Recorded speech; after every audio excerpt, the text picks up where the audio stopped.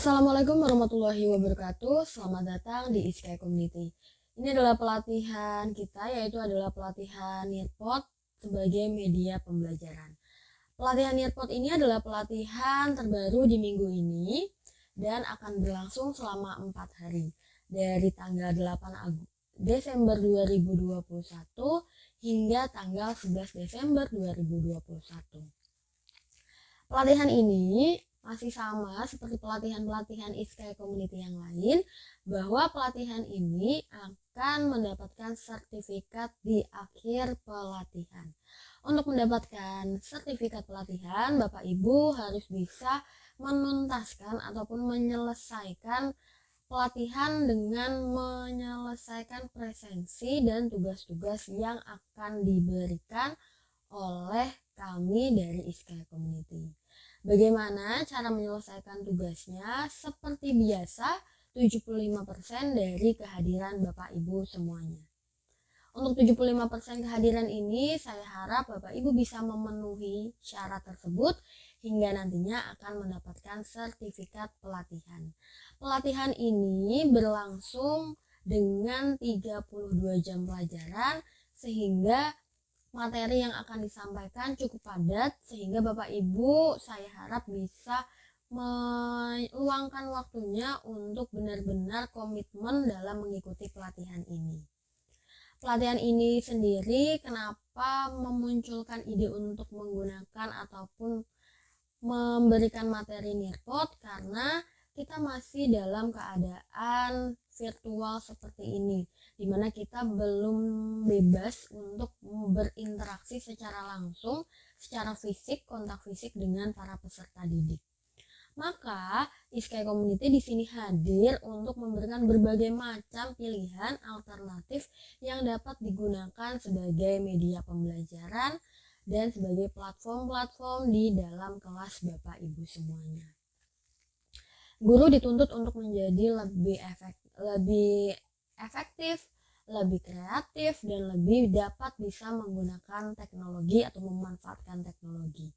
Karena informasi semakin pesat juga, maka kita juga harus bisa mengimbangi skill kita ataupun kemampuan kita dengan penggunaan aplikasi ataupun web browser, LMS, dengan berbagai macam mode, sehingga nanti kita bisa menyesuaikan dengan apa yang kita butuhkan di dalam pembelajaran kita. Untuk pembelajaran kita ini juga kita menggunakan berbagai macam pilihan-pilihan yang dapat bisa diakses secara gratis dan tidak harus mendownload, sehingga Bapak Ibu tidak usah kehilangan ataupun ketakutan memorinya terbatas ataupun uangnya juga terbatas. Jadi kita menyajikan berbagai macam pilihan media pembelajaran yang tidak berbayar ataupun gratis. Untuk misalkan ada pelatihan-pelatihan di kami di Iskai Community, Bapak Ibu bisa melihat di berbagai macam akun media sosial kami, mulai dari Instagram, ada WhatsApp admin kami, lalu juga ada yang namanya Telegram, dan ada website kami. Di sana website kami sudah lengkap bagaimana jadwal yang terbaru, jadwal pelatihan, sertifikat bisa dilihat di sana. Daftar presensi, bagaimana presensi sudah terchecklist atau belum, itu bisa dilihat di website kami. Jadi Bapak Ibu, bila ada kendala ataupun kesulitan bisa menghubungi berbagai macam media sosial ataupun menghubungi admin kami di nomor WA yang sudah tertera di Instagram maupun di Telegram. Jadi Bapak Ibu bisa dapat menyaksikan ataupun melakukan pelatihan ini dengan sukses dan lancar. Saya harap pelatihan ini bisa berjalan sampai selesai dengan baik, dengan lancar, sehingga Bapak Ibu dapat memetik manfaat dari pelatihan ini. Semoga Bapak Ibu bisa memahami materi-materi yang akan saya sampaikan, dan sampai jumpa di pelatihan kita, yaitu adalah pelatihan pertama Nearpod sebagai media pembelajaran. Sekian dari saya. Assalamualaikum warahmatullahi wabarakatuh.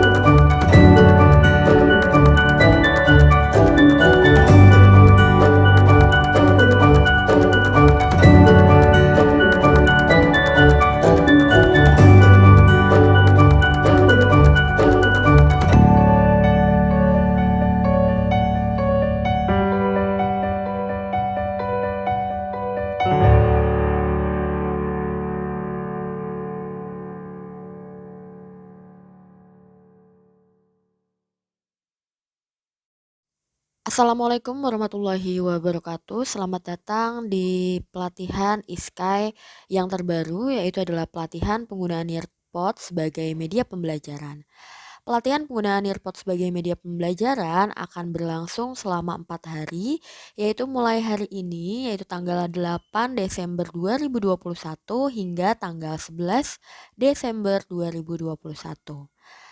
Pelatihan ini berlangsung selama 4 hari dengan menggunakan platform yaitu YouTube kami, yaitu adalah ISKAI Community. Bapak Ibu bisa menyaksikan setiap video pelatihan kami dan mulai update pelatihan yaitu adalah pada pukul 13.00 waktu Indonesia Barat. Pelatihan penggunaan Nearpod sebagai media pembelajaran hari pertama, kita akan bersama-sama akan mengetahui bagaimana caranya ataupun perkenalan apa itu sebenarnya Nearpod. Mungkin bagi Bapak Ibu masih banyak yang belum mengerti ataupun mengetahui apa itu Nearpod dan bagaimana kegunaannya. Dan apakah ini dapat membuat pembelajaran kita menjadi lebih efektif dibandingkan dengan pembelajaran kita yang biasanya kita gunakan.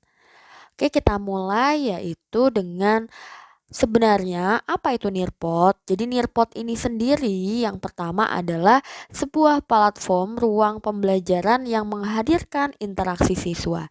Jadi layaknya seperti Google Classroom, Nearpod ini hadir untuk memberikan yang namanya ruang belajar. Kita bisa berinteraksi satu sama lain antara guru dan murid, antara pengajar dengan mahasiswanya untuk melakukan yang namanya pembelajaran. Lah, yang kedua di sini bahwa yang namanya guru itu dan ataupun pengajar itu bisa membuat yang namanya sebuah presentasi. Lah, presentasinya itu bisa berisikan tentang gambar, video, teks, kuis, dan bisa juga kita membuat sebuah polling. Lah yang ketiga di sini, Nearpod ini adalah sepenuhnya gratis. Jadi kita tidak harus mengunduh aplikasi Nearpod karena Nearpod ini bisa kita akses melalui website. Jadi kita membuka browser kita, lalu kita bisa langsung membuka Nearpod dan ini gratis, tidak harus menginstal ataupun mendownload terlebih dahulu. Yang keempat, bahwa yang namanya Nearpod itu dapat digabungkan dengan platform LMS. Lah, LMS ini sendiri adalah Learning Management System. Apa itu sebenarnya Learning Management System? Lah, Learning Management System itu adalah sistem di mana dapat membantu pembelajaran kita mendistribusikan materi-materi ataupun pembelajaran yang akan kita gunakan sehingga nanti pembelajaran akan berjalan efektif dan efisien. Learning Management System ini secara umum itu adalah perangkat lunak yang dirancang untuk membuat ataupun mendistribusikan dan mengatur penyampaian materi pembelajaran. Jadi materi pembelajaran dapat tersalurkan, dapat terdistribusi melalui LMS ini ataupun Learning Management System. Nah, salah satunya learning management system yaitu dengan kita menggunakan Nearpod. Lah, jadi membantu para pengajar ataupun dosen untuk merencanakan dan membuat silabus. Mungkin Bapak Ibu sudah tahu ya silabus itu apa. Jadi silabus itu adalah panduan kita dalam memetakan sebuah materi apa saja sih cakupannya untuk suatu pembelajaran sesuai dengan KI dan KD-nya nanti kita turunkan ke dalam yang namanya RPP atau rencana pembelajaran. Lalu, bagaimana kita di dalam LMS ini dapat mengelola aktivitas? Aktivitas di dalam kelas. Dari kita perencanaan sebelum mengajar pasti kita sudah membuat yang namanya RPP. Dalam RPP itu pasti turunan dari yang namanya silabus. Kita bisa melihat dengan menghitung jumlah minggu efektif, jumlah hari liburnya berapa, lalu kita bisa menentukan kira-kira dengan materi ataupun cakupan seperti ini kita dapat bisa melakukan berapa kali pertemuan di dalam materi tersebut. Dalam satu semester berapa, di dalam satu tahun berapa. Sehingga kita bisa memetakan, kita bisa mengelola aktivitas pembelajaran dengan ritme yang benar sesuai dengan jam efektif kita di dalam 1 tahun pembelajaran. Lalu yang selanjutnya, LMS ini juga berguna untuk yang namanya mengelola nilai. Nah, jadi mengelola nilai itu pasti sangat penting bahwa kita pasti akan menuliskan ataupun menginput rapot. Lah, rapot itu bagaimana kita bisa mendapatkan nilai-nilai itu? Lah, harus kita kelola dari awal. LMS ini bisa kita kelola, misalkan kita di sini di gambar sini sudah ada tulisan, ada Canva, ada Google Classroom, ada Moodle. Lah, itu semua lah kalau misalkan kita di Google Classroom kita bisa dapat menilai, melihat nilai-nilai siswa itu ada apa saja, ada berapa saja, apa yang belum mengumpulkan, bisa langsung terdata otomatis bila kita mendownload di Google Classroom. Nah, ini adalah salah satu yang namanya LMS. Yang selanjutnya adalah merekapitulasi absensi. Lah, kita bisa juga melihat bahwa oh, anak ini aktif atau tidak di dalam pembelajaran, datang atau tidak pernah datang di dalam Zoom meeting, tidak pernah mengumpulkan tugas, tidak, bahkan ada yang tidak masuk ke dalam kelas, itu kita bisa merekapnya. Jadi presensi siswa itu bisa kita rekap. Jadi kita bisa melihat bagaimana keaktifan dan tingkat partisipasi siswa di dalam kelas virtual yang kita gunakan. Lalu selanjutnya adalah menampilkan transkrip nilai. Setelah kita olah nilai-nilai tersebut, kita juga dapat menampilkan transkrip nilai dengan cara mendownloadnya. Lalu selanjutnya kita dapat berdiskusi melalui platform-platform yang sudah tersedia, juga dapat melakukan yang namanya kuis atau polling. Lah, kuis ini adalah salah satu ice breaking, bisa digunakan sebagai ice breaking, bisa juga digunakan sebagai penilaian. Lah, selanjutnya apa sih yang dari tadi saya bilang LMS. Lah, apa aja aplikasi-aplikasi yang sering digunakan oleh pengguna LMS lah, baik dari perguruan tinggi ataupun menengah atas dan tingkat SD. Lah, itu biasanya yang sering digunakan adalah Sevima Edling, Google Classroom, Moodle, dan Schoology. Nah, kalau misalkan di sini yang sering saya gunakan adalah Google Classroom, karena Google Classroom itu amat sangat mudah, praktis, dan tidak membutuhkan waktu ataupun biaya yang mahal. Hanya membutuhkan yang namanya koneksi internet yang stabil. Selanjutnya di sini dari tadi kan itu adalah berbagai macam keunggulan ataupun yang dapat kita gunakan yang kita manfaatkanlah Nearpod untuk pembelajaran kita. Kita bisa bikin kuis, kita bisa bikin polling, presentasi, diskusi, dan lain-lain. Tapi sebenarnya segala macam bentuk aplikasi itu pasti ada kelebihan dan kekurangannya. Nah, sekarang saya akan memberitahukan bahwa kekurangan Nearpod ini di sini saya merangkum menjadi 4 poin. Poin yang pertama, Nearpod itu diperlakukan yang namanya koneksi internet. Bila koneksi internet Bapak Ibu tidak stabil ataupun berada di daerah-daerah pedalaman, maka koneksi internetnya tidak stabil, pembelajaran kita akan terganggu. Lalu yang kedua, beberapa sumber pembelajaran itu memang berbayar.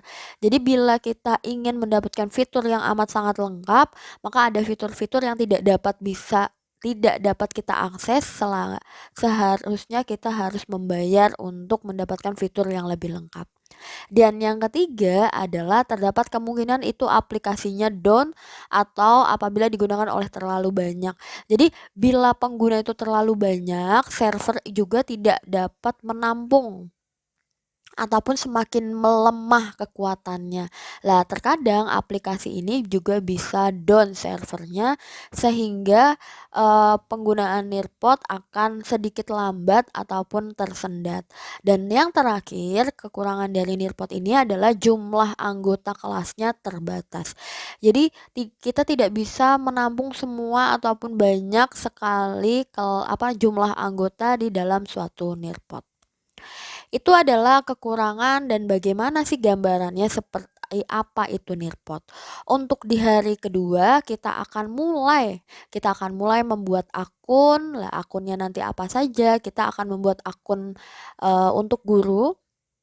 kita akan membuat akun untuk guru, lalu kita juga akan saya perkenalkan apa saja menu-menu yang ada di dalam Nearpod dan bagaimana kita mencoba untuk men-setting dari Nearpod kita sendiri. Terima kasih untuk hari ini. Bila ada kekurangan, saya mohon maaf. Assalamualaikum warahmatullahi wabarakatuh.